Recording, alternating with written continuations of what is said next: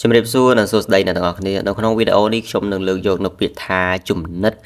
មកពន្យល់ចែករំលែកជូនអ្នកទាំងអស់គ្នាអញ្ចឹងយើងឃើញពាក្យថាចំណិតដែលខ្ញុំដាក់នៅលើអេក្រង់នេះអ្នកទាំងអស់គ្នាប្រហែលជាធ្លាប់បានឃើញថាគាត់ចំណិតណាគាត់ជាជនចំណិតរបស់ម្នាក់នេះជាជនចំណិតរបស់ម្នាក់នោះបានឮបានឃើញនិងបានអានណាហើយក៏ធ្លាប់បានសរសេរដោយខ្លួនឯងទៀតថាចំណិតពេលខ្លះយើងធ្លាប់បានអានបានសរសេរប៉ុន្មានក៏ប៉ុន្តែយើងអត់បានយល់នៅនិយមន័យរបស់ពាក្យណាមួយទេអញ្ចឹងដើម្បីឲ្យកាន់តែច្បាស់អ្នកទាំងអស់គ្នាកុំភ្លេចនៅ channel Seng Sokheng edu ពន្យល់ពាក្យខ្មែររាប់ពាន់ពាក្យដែលខ្ញុំនឹងលើកយកមកម្ដងមួយពាក្យម្ដងពីរបីពាក្យ4 10ពាក្យមកពន្យល់អ្នកទាំងអស់គ្នាដើម្បីជាចំណេះដឹងនៅអក្សរខ្មែររបស់យើង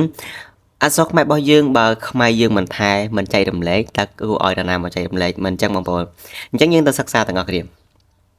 អញ្ចឹងពាក្យថាចំណិតនេះថ្នាក់ពាក្យរបស់វាគឺជាគុណនាមណាថ្នាក់ពាក្យរបស់វាគឺជាគុណនាមដែលមានន័យថាដែលចិត្តដិតណាដែលចិត្តដិតដែលជាទីស្និទ្ធស្នាលជាទីទុកចិត្តណាឧទាហរណ៍ថាបរោះកជាចំណិតរបស់នាយខអញ្ចឹងទៅអញ្ចឹងមានន័យថាគាត់គឺចិត្តដិតគ្នាណាបើគាត់ជាសម្លាញ់គ្នាឬគាត់ចិត្តដិតគ្នាគាត់ដើរទៅណាជាមួយគ្នានិយាយប្រាប់រឿងក្នុងចិត្តអីជាមួយគ្នាណានិយាយប្រាប់រឿងក្នុងចិត្តទៅវិញមកហែកទ្រូងឲ្យគ្នាក៏គ្នាមិនចេះយករឿងហ្នឹងទៅប្រាប់អ្នកដទៃគេហៅចិត្តដិតហើយជាទីទុកចិត្តទៀតគេដាក់ថាដែលចិត្តដិតដែលស្និទ្ធស្នាលជាទីទុកចិត្តអ្នកខ្លះដែរចិត្តដិតដែរប៉ុន្តែមិនទុកចិត្តទេមិនជាទីទុកចិត្តទេមកចិត្តដិតបន្លំអញ្ចឹងមែនប៉ុន្តែទៅនិយាយដើមមិត្តឬនិយាយដើមមេហ្នឹងទៅប្រាប់គេអញ្ចឹងទៅណានិយាយពីក្រោយខ្នងអីជាដើមទៅអញ្ចឹងពាក្យថាចិត្តដិតនៅក្នុងទីនេះគឺមានន័យថាយ៉ាងនឹងឯងដែលចិត្តដិតដែលស្និទ្ធស្នាលជាទីទុកចិត្តដែលជាទីស្និទ្ធស្នាលដែលជាទីទុកចិត្ត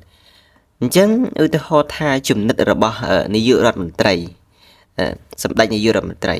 អញ្ចឹងចំណិតរបស់គាត់ហ្នឹងជនណាម្នាក់ជាចំណិតរបស់គាត់មិនមែនចេះទៅចិត្តទៅគៀកទៅគិតទៅកោយហ្នឹងជាចំណិតទេទៅតតែបុគ្គលហ្នឹងជាទីទុកចិត្តទៀតបានហៅថាចំណិតមែនតើ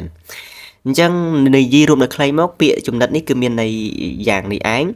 និងបងប្អូនយកទៅស្រាវជ្រាវសិក្សាបន្ថែមទៀតបើមានចម្ងល់នៅត្រង់ពាក្យណាមួយនៅក្នុងពាក្យណាមួយអាចលើកមកសួរនៅក្នុង comment នេះឬក៏សួរនៅអ្វីផ្សេងដែលតកតងទៅនឹងអក្សរសាស្ត្រខ្មែរតកតងទៅនឹងបញ្ហា